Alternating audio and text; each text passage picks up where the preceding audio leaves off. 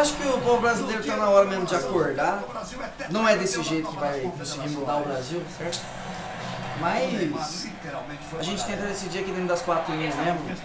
Deixa eles lá com a revolta deles e nós tá aqui na cumprindo. Ronaldo, como você acabou de dizer, no Brasil não se faz Copa do Mundo, não se faz Copa do Mundo com o hospital, se faz com o estádio. Exatamente.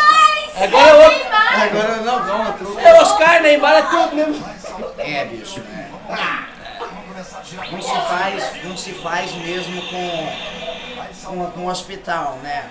Mas a gente quando precisa do juiz estoura, né? É lá, a gente vai. Meu amigo Neymar. A Bruna Basquete.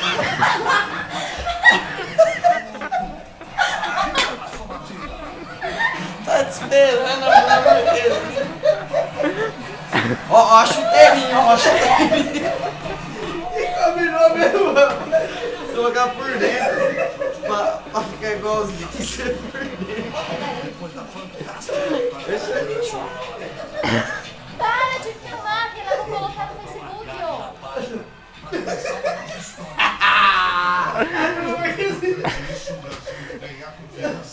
Oh, meu Deus do céu. Ai, cara.